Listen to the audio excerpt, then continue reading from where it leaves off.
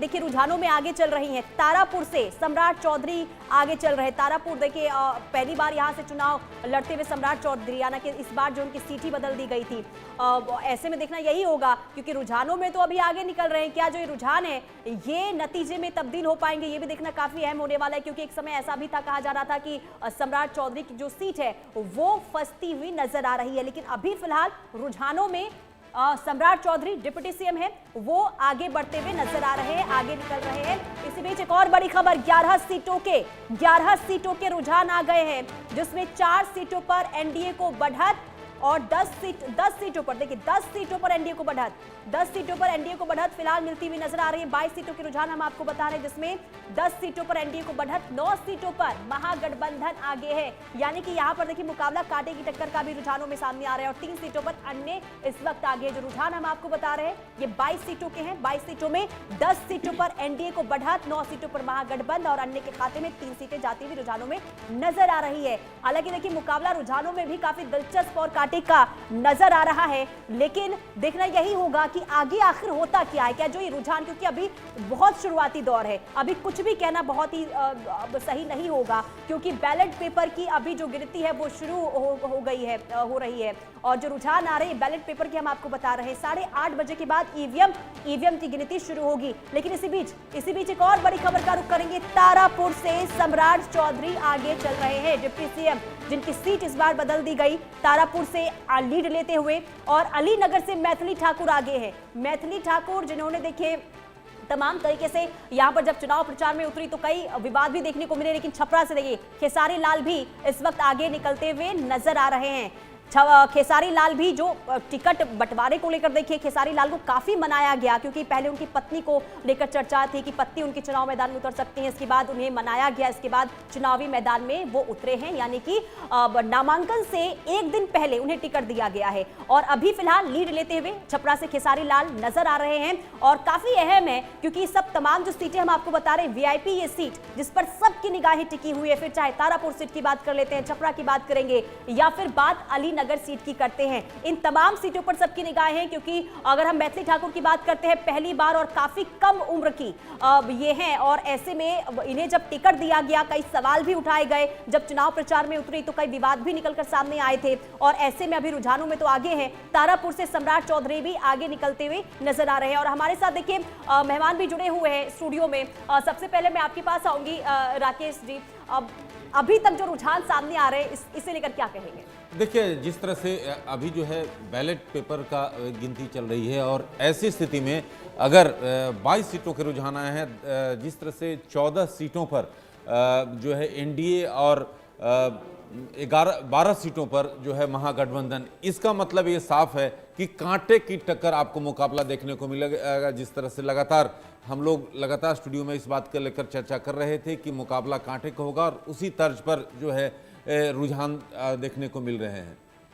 अच्छा राकेश जी, एक बात ये भी बताइए कि ये जो रुझान है वो नतीजों में कितने तब्दील होंगे, इसके लिए तो थोड़ा इंतजार करना पड़ेगा, लेकिन जो महिलाएं हैं जिन्होंने वोट काफी ज्यादा डाले, जो जेनजी जिसने जंगल राज नहीं देखा, कहीं ना कहीं क्या ये सत्ता परिवर्तन के लिए जेनजी ने वोट डाला, ये आज पता चल जाएगा। और कहीं ना कहीं क्योंकि जंगल राज तो देखा नहीं, तो जितना जंगल राज का ढिंढोरा एनडीए ने पीटा, कितना प्रभावित जेनजी को कर पाया, ये भी दिलचस्प है जानना। देखिए जहां तक एमवाई की लगातार हम लोग जिक्र कर रहे थे, महिला और यूथ की, महिलाओं ने जिस तरह से भारी संख्या में जो मत का प्रयोग किया है, आखिरकार ये महिलाएं किस तरफ गई हैं? नीतीश कुमार के पक्ष में गई, जिस तरह से एनडीए का कहना है कि महिलाएं जो हैं उनके पक्ष में, वहीं महागठबंधन खासतौर पर तेजस्वी का दावा है कि उनके पक्ष में। जेन जी की जहां तक बात करें, यूथ की बात करें, जिस तरह से पलायन का मसला लगातार जो है तेजस्वी लगातार उठाते रहे थे, तो क्या जो है ये यूथ अगर तेजस्वी की तरफ गए हैं तो आपको काफी रोचक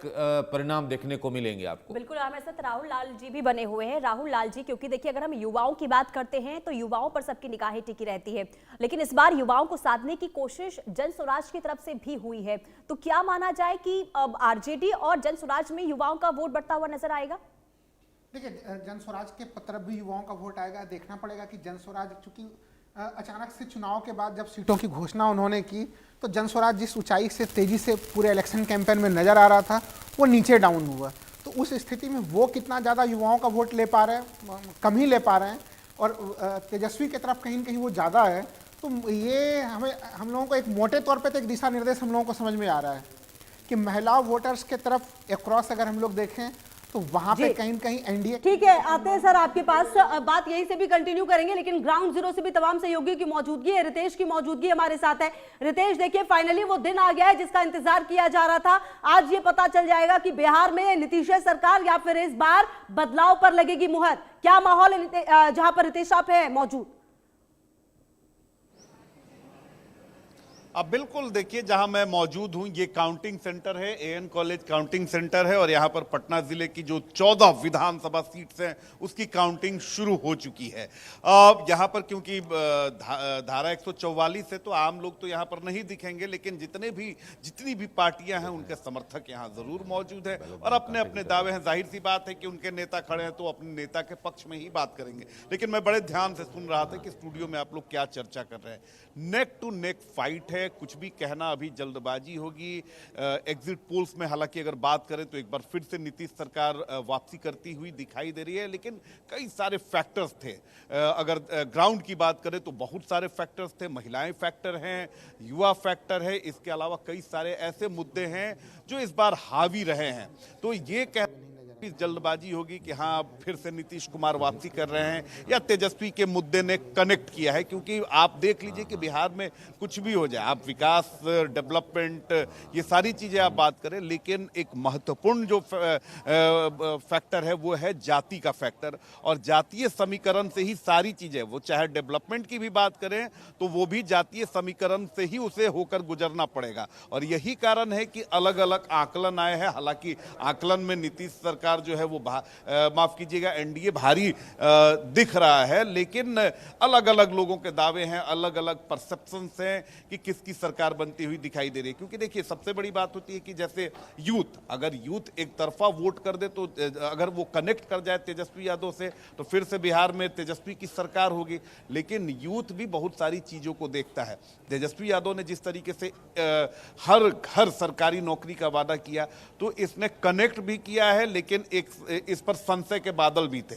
लोगों ने कहा कि भाई ये हो सकता है कि चुनावी ये सारे वादे हों, क्योंकि आप हर घर से सरकारी नौकरी कैसे देंगे, ये तो आपका विपक्ष सवाल उठा ही रहा था। लेकिन आम लोग भी यही सोच रहे थे कि भाई आप प्रत्येक घर से सरकारी नौकरी कैसे दे देंगे, तो उसकी टाइमिंग भी उतनी सही नहीं रही थी।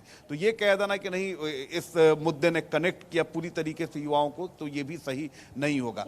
ये भी सही नहीं है कि जितनी भी महिलाएं हैं 10,000 रुपए उनके खाते में आ गए तो वो नीतीश कुमार के पक्ष में ही वोट करेंगी, ये मुनासिब नहीं होगा।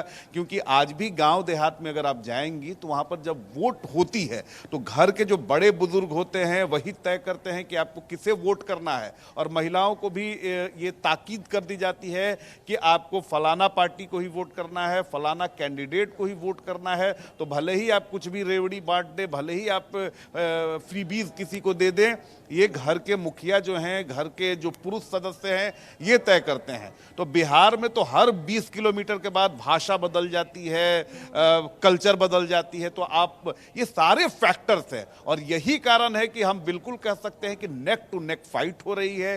कौन किस पर भारी है, कौन किसका पलड़ा किस पर भारी है, ये सारी चीजें जो हैं वो 12 बजे 1 बजे तक क्लियर होंगी। और यही कारण है कि चाहे वो एनडीए है उसके भी अपने दावे हैं, महागठबंधन के अपने दावे हैं, तेजस्वी यादव के अपने दावे हैं, लेकिन कॉन्फिडेंट कोई नहीं दिख रहा है। चेहरे पर किसी के भी कॉन्फिडेंस उस तरीके से नहीं दिख रहा है जो एक तरफा कॉन्फिडेंस किसी को दिखना चाहिए या फिर दिखाना चाहिए। जी ठीक है, लेकिन रितेश जरा आप ये भी समझाइए, चलिए मैं आपके पास आऊंगी, लेकिन जरा एक बार फिर से अपडेट दर्शकों को दे दे। देखिए अब वीआईपी सीट जिस पर सबकी निगाहें टिकी हुई है, अलीनगर की बात करते हैं, मैथिली ठाकुर अभी आगे चल रही हैं, तारापुर से सम्राट चौधरी आगे चल रहे हैं। और इसी बीच एक और बड़ी खबर का रुख करेंगे। बड़ी खबर, एनडीए महागठबंधन में कांटे की टक्कर रुझानों में, एनडीए और महागठबंधन की कांटे की टक्कर रुझानों में। हम आपको बता रहे 63 सीटों के रुझान आ चुके हैं, 63 सीटों के रुझान, और जिसमें कांटे का मुकाबला एनडीए और महागठबंधन के बीच 32 सीटों पर एनडीए को बढ़त मिलती हुई नजर आ रही है, यानी कि 63 सीटों पर यह रुझान, जिसमें 32 पर आगे एनडीए, 26 सीटों पर महागठबंधन इस वक्त रुझानों में आगे बढ़ता हुआ नजर आ रहा है और 5 सीटों पर अन्य आगे है। यानी कि देखिए, रुझानों की अगर हम बात करते हैं तो यहां पर भी मुकाबला काफी दिलचस्प है, यानी कि कांटे का ये मुकाबला है, कांटे की टक्कर देखने को मिल रही है, जिसमें अगर हम 63 सीटों की बात करते हैं तो 32 पर एनडीए आगे और 22 सीटों पर महागठबंधन इस वक्त लीड लेता हुआ नजर आ रहा है। यानी कि अब देखना यही होगा, क्योंकि समय जैसे जैसे बीतेगा और आंकड़े और भी सामने आएंगे। और हमारे साथ राकेश जी, क्योंकि अभी तो रुझान है, अभी कुछ भी आकलन करना बहुत मुश्किल होगा, लेकिन मैं आपसे ये समझूंगी जरा, क्योंकि 2020 में हमने ये देखा था कि जातीय फैक्टर और विकास दोनों के काम पर वोट पड़े थे। इस बार क्या नजर आ रहा है? क्या वाकई जातीय फैक्टर काम आएगा या फिर विकास के मुद्दों पर भी लोगों ने वोट डाला है? देखिए, जिस तरह से आप लगातार रुझान देख रहे हैं, एक चीज चेंज देखने को मिल रही है। इस तरह से कांटे की टक्कर जो है बैलेट में अगर हो रहा है तो एक आपको समझना चाहिए कि जिस तरह से जो महागठबंधन यहाँ पर कड़े टक्कर में है, एनडीए को देती हुई दिख रही है। और सबसे महत्वपूर्ण बात कि जिस तरह से लगातार विकास का मुद्दा जो लगातार उठाया जा रहा था, जिस तरह से कई घोषणाएं की गई थी नीतीश सरकार द्वारा, उसका कितना असर महिलाओं को लेकर, खास तौर पे यूथ को लेकर, यूथ क्योंकि यहाँ से पलायन करते हैं, लगातार इस मुद्दे को तेजस्वी द्वारा लगातार जब प्रचार के लिए घर से निकलते थे तब जो है वो लगातार मीडिया के साथ रूबरू होते थे और कहते थे, इसी मसले को उठाते थे। साथ ही रैलियों में इसको लेकर सवाल खड़ा किया जाता था कि रोजगार और पलायन एक प्रमुख जो है मुद्दा है बिहार का। और जिस तरह से जो अभी शुरुआती रुझान है वो अपने आप में काफी संकेत है, क्योंकि अगर 45 सीट एनडीए और 34 सीट आपके पास और आगे भी बातचीत करेंगे, लेकिन इसी बीच एक बड़ी खबर आ रही है। किशनगंज सीट से कांग्रेस आगे है, अहम जानकारी आ रही है सामने। किशनगंज सीट से कांग्रेस आगे है और देखिए अब लगातार मटिहानी से जेडीयू के राजकुमार सिंह आगे हैं। तो लगातार जो अब रुझान है वो धीरे धीरे, अब से देखिए 8:30 बज गया से बीजेपी आगे है और अब देखिए 8:30 बजे हैं तो अब बैलेट पेपर की भी गिनती शुरू हो जाएगी 3 मिनट के बाद। महुआ से तेज प्रताप यादव पीछे हो गए, देखिए अभी आगे चल रहे थे, अब पीछे हो चुके हैं तेज प्रताप यादव महुआ से। तो कहीं ना कहीं जन सुराज 3 सीटों पर आगे है। और देखिए ये जो तमाम अपडेट्स हैं वो आप समझिए ये रुझान है। अभी नतीजे अभी फिलहाल लखीसराय से बीजेपी के विजय सिन्हा काफी पीछे चल रहे हैं अभी, और डिप्टी सीएम विजय सिन्हा काफी चर्चा में रहते जब यहाँ पर गए थे, याद होगा आपको, और काफी वायरल भी यहाँ पे वीडियो सामने आए थे, और अभी फिलहाल पीछे चल रहे हैं। तो ये वो रुझान है जो धीरे धीरे सामने आ रहे हैं। ये रुझान नतीजों में कितने तब्दील होंगे ये देखना है होगा। अच्छा राजेश जी, देखिए एक बात ये भी है कि कहा जाता है कि जब जब वोटिंग परसेंटेज बढ़ता है तब तब बिहार में सत्ता परिवर्तन होता है, ये इतिहास रहा है। और जेडीयू की या तो वापसी होती है या जेडीयू जो है सत्ता में आती है। क्या इस बार भी वो ट्रेंड होगा या फिर इस बार कुछ बदलाव जो है वो होगा, नीतीश कुमार के काम पर मुहर लगती नजर आएगी? इस बार वृद्धि बिल्कुल होनी है, क्योंकि देखिए ये तो अब बिल्कुल तय कहानी है। पहले से ही जो लक्षण दिखाई दे रहे थे तो हम लोगों ने ये चीज़ देखा था कि वो 43 सीटों पे आ गए थे, और वो उसका कारण उस बार हम लोगों ने देखा था चिराग पासवान की जो है कि वो खड़े हो गए थे और उस कारण से उनको नुकसान हुआ था। लेकिन 2020 के चुनाव को खुशबू जी देखें और 2025 के चुनाव को देखें हम लोग, तो एक चीज ये नजर आता है कि 2020 के चुनाव में नीतीश कुमार के प्रति एक नाराजगी की स्थिति नजर आती थी। लेकिन 2025 के चुनाव में नीतीश कुमार को लेकर नाराजगी की स्थिति नहीं है, उल्टे जो है कि कहीं न कहीं उनके प्रति एक समर्थन की स्थिति नजर आ रही है कि ऐसा ना हो कि वो, तो हमें लग रहा है कि इनकी सीटें 43 से हर हालत में बढ़ते हुए वो 55-60। क्या यही वजह भी है कि जब ये देखा गया कि जब एग्जिट पोल आए उसके बाद पोस्टर्स लगे टाइगर जिंदा है और तमाम, क्या ये बीजेपी को भी संदेश देने की कोशिश थी कि देखिए हम आए? इसी पर मैं आपके पास आऊंगी। और इसी बीच एक बड़ी खबर आ रही है, 92 सीटों के रुझान सामने आ गए। अहम जानकारी आ रही है सामने, 92 सीटों के रुझान सामने आ गए। 50 सीटों पर एनडीए को बढ़त है। मतलब फिलहाल अभी देखिए कांटे की टक्कर नजर आ रही है, जबकि महागठबंधन भी आप देखिए 36 सीटों पर आगे चल रही है। जी मेरे सवाल का जवाब भी दीजिएगा और बताइएगा कि क्या ये जो कॉन्फिडेंस है वो वापस आया है जेडीयू का? काफी वापस आया है। जदयू सोच के देखिए कि वो एक बड़े भाई के रोल में हमेशा से रही थी, लेकिन इस बार जो है कि वो 43 सीटों के बाद उनको मुख्यमंत्री जरूर बनाया गया है। लेकिन भारतीय जनता पार्टी की तरफ से अगर हम लोग देखें, प्रथम चरण की तरफ से जो बड़े नेता थे, गृह मंत्री की तरफ से भी लगातार बयान आया कि विधायक दल के बैठक के बाद जो है कि तय किया जाएगा मुख्यमंत्री कौन होगा। तो इन सब घटनाओं के कारण से आप जो देख रहे हैं कि नीतीश कुमार के जो जदयू के ऑफिस के बाहर पोस्टर लगा हुआ है कि टाइगर जो है कि जिंदा है, वो टाइगर कम बैक, इस तरह के तमाम चीजें लग रही हैं, तो वो भारतीय जनता पार्टी को स्पष्ट संकेत देने के प्रयास हैं वो कि घटक दलों के बीच में। ठीक है राकेश लाल जी, मैं आपको रोकना चाहूंगी, आपके पास वापस लौटूंगी। बड़ी खबर का रुख कर लेते हैं। सहरसा, जमुई और दानापुर से बीजेपी आगे है।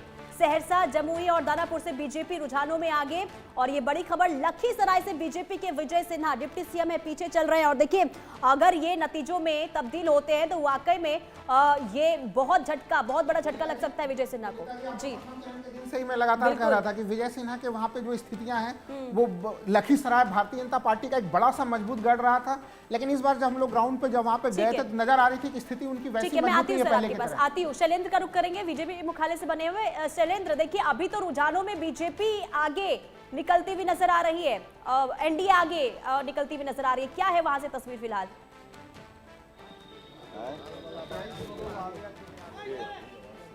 शैलेंद्र, चलिए शैलेंद्र के पास जाएंगे। इसी बीच एक और बड़ी खबर का रुख करेंगे। इस वक्त एक और बड़ी खबर सामने आ रही है, लगातार देखिए रुझान सामने आ रहे हैं। 95 सीटों के रुझान आ गए हैं, ये बड़ी जानकारी आप तक पहुंचा रहे हैं। 95 सीटों के रुझान सामने आ चुके हैं। 50 सीटों पर एनडीए को बढ़त मिलती हुई रुझानों में नजर आ रही है।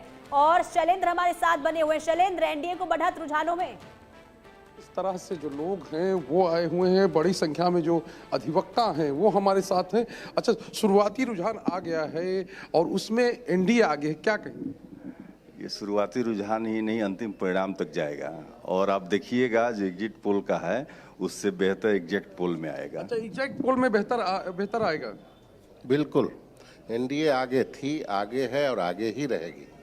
सर, एनडीए आगे है और आगे हमेशा रहेगा। तो इसका कॉन्फिडेंट क्या है, वजह क्या है?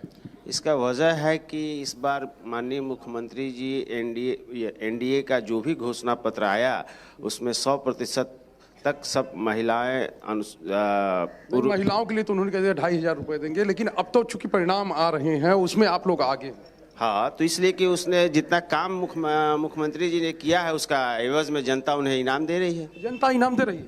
बिल्कुल, विकास कार्य जो हुआ है माननीय मोदी जी का, माननीय नीतीश कुमार जी का, पूरे डबल इंजन की सरकार में जो विकास का कार्य बिहार में हुआ है न पहले कभी हुआ था और न होगी। अच्छा, ये लगता है कि ये जो काम हुआ उसमें मुहर लग रही है। विकास, आप भी घूमे होंगे चुनाव में, पटना से किसी भी जिला में आप 4 घंटा में जा रहे हैं, लोगों ने इस चीज को देखा है। आप मेरिन ड्राइव पे जाइए, विकास आपको दिखेगा। हॉस्पिटल हो, स्कूल हो, कोई ऐसा क्षेत्र आप बता दीजिए जहां विकास नहीं दिखा हो। लोगों को भरोसा है मोदी जी पर, नीतीश जी पर कि ये जो कहेंगे सो करेंगे, जो कहेंगे वही करेंगे, ऐसा लगता है सर? जी बिल्कुल, बिल्कुल लोगों ने देखा है, तुलना की है पिछले 15 सालों से। पहले की सरकारें क्या कहती थी, आज की सरकारें क्या की है। पिछली सरकार जो वादा की वो पूरा की, चाहे वो रोड का क्षेत्र हो, हॉस्पिटल का क्षेत्र हो, लॉ एंड ऑर्डर हो, सब कुछ। इसी बीच एक बड़ी खबर जो आ रही है वो अपने दर्शकों को जरा बता दें। लगातार रुझान सामने आ रहे हैं और इसी बीच सहरसा, जमुई, दानापुर से बीजेपी आगे है, तो ये जानकारी दे दे आपको। अब देखिए धीरे धीरे जो तस्वीर है वो साफ होती हुई नजर आ रही है। गया टाउन से देखिए बीजेपी के प्रेम कुमार पीछे, अभी थोड़ी देर पहले आगे चल रहे थे, फिलहाल अभी पीछे हैं गया टाउन से। इसके अलावा करघर से जन सुराज के रितेश पांडे आगे चल रहे हैं। तो जन सुराज भी आप देखिए, हालांकि अगर आप एग्जिट पोल की बात करें तो बहुत ज्यादा पॉजिटिव इनके लिए नहीं दिखाया गया है, लेकिन अभी फिलहाल जन सुराज भी कुछ सीटों पर जरूर रुझानों में आगे चल रही है। हालांकि अब ये रुझान नतीजों में कितने तब्दील होंगे ये तो वक्त बताएगा। और विशाल हमारे सहयोगी जुड़ रहे हैं। विशाल, देखिए अगर महागठबंधन की बात करें तो फिलहाल कांग्रेस का जो रुझानों में फिलहाल जो नजर आ रहा है काफी पीछे चल रही है। हालांकि जहां पर आप मौजूद हैं वहां से किस तरह की तस्वीर सामने आ रही है, उत्साह कैसा वहां पर?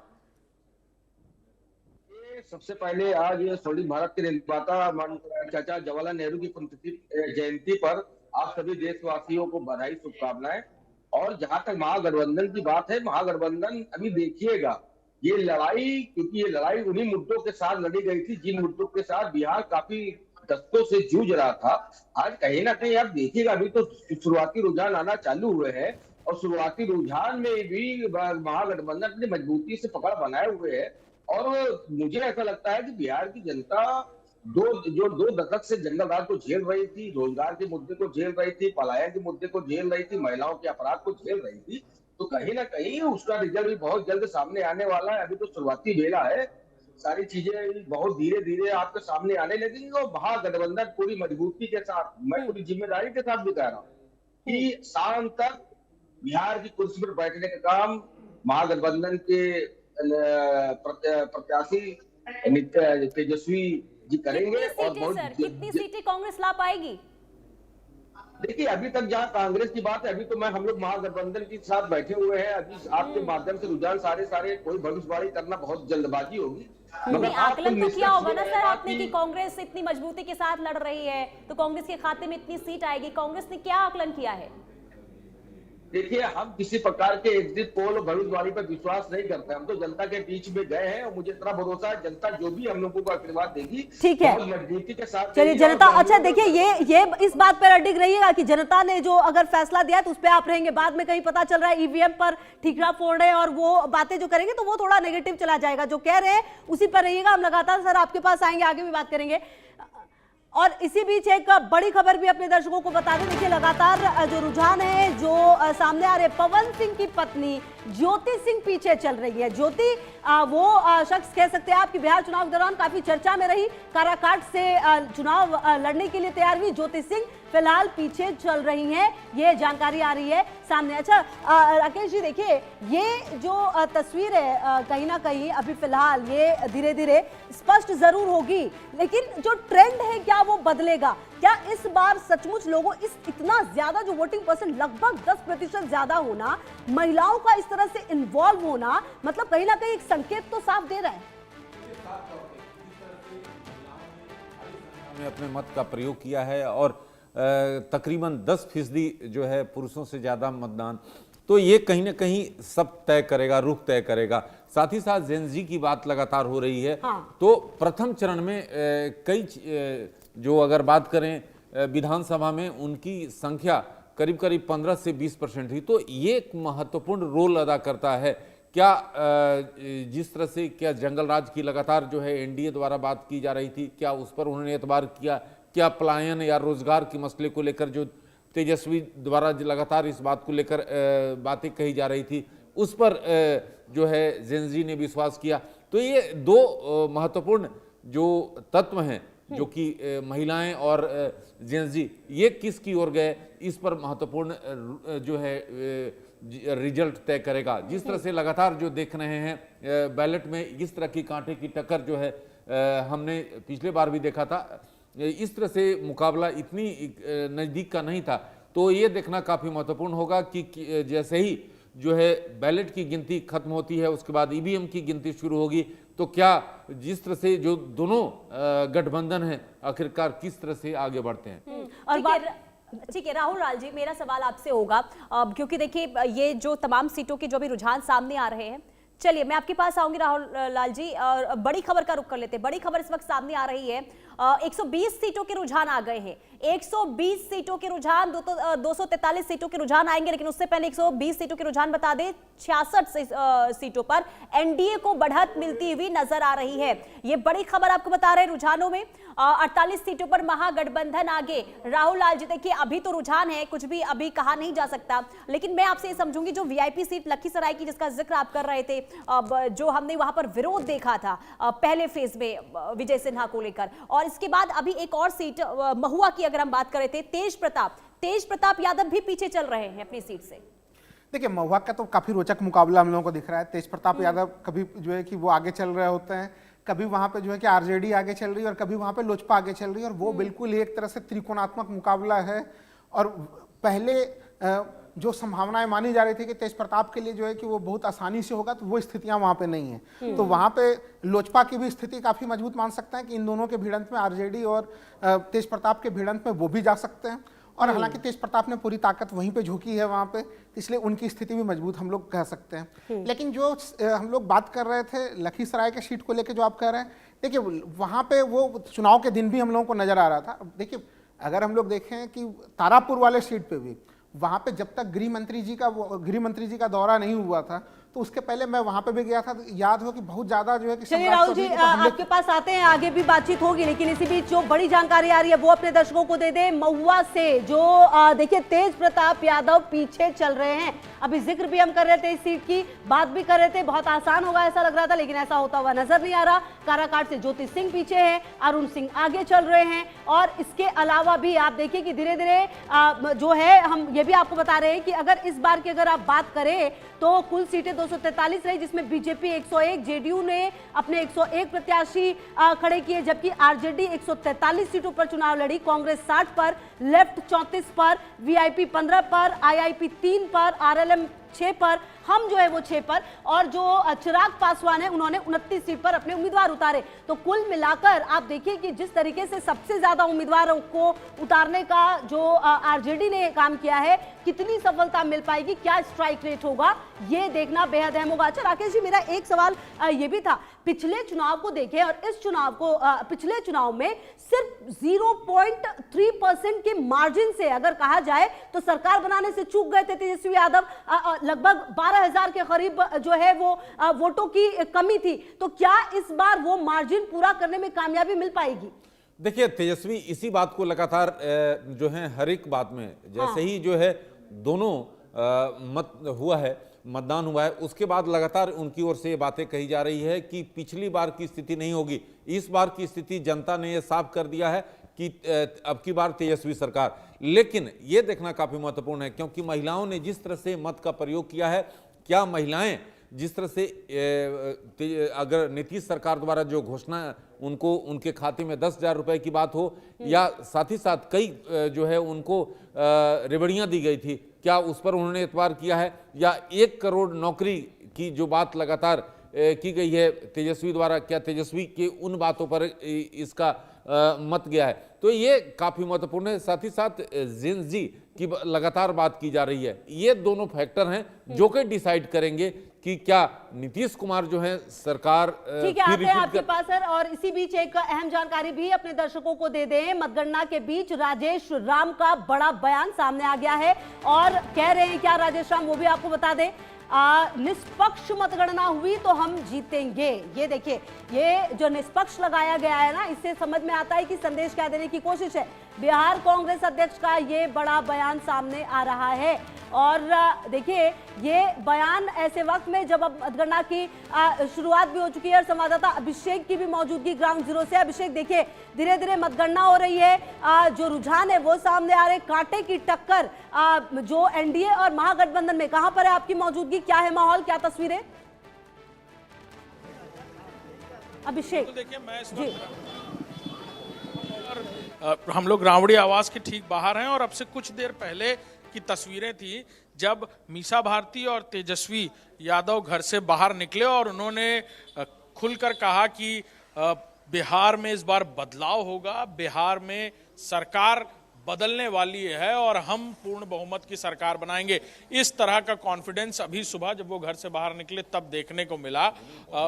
ये बिल्कुल ठीक है कि बिहार की डायनामिक्स इस बार बदलती नजर आ सकती है क्योंकि जिस तादाद में वोट टर्नआउट हुआ है, और यही वजह है कि दोनों ही राजनीतिक दलों की तरफ से, महागठबंधन हो या फिर एनडीए, दोनों की तरफ से बहुत रिएक्शनरी चीजें सामने नहीं आई, ना कोई तैयारियां, ना उस तरह की चीजें देखने को मिली। पिछले चुनाव के नतीजों से पहले जिस तरह की तस्वीरें थी कमोवेश, इस बार वैसी तस्वीरें नहीं। एक और बड़ा फैक्टर ये भी है कि कोविड के दौरान पिछली बार चुनाव हुए, बड़ी तादाद में वो माइग्रेटेड बिहार के लोग जो दूसरे प्रदेशों में काम कर रहे हैं वो यहाँ नहीं आ पाए और जिस तरह के हालात सवाल मेरा आपसे ये होगा, पैदल आने पर मजबूर होना पड़ा। ठीक है अभिषेक, मेरा सवाल ये होगा कि देखिए दावे तो हर दल की तरफ से, हर नेता की तरफ से कर दिए जाते हैं, लेकिन बॉडी लैंग्वेज भी बहुत कुछ बताता है।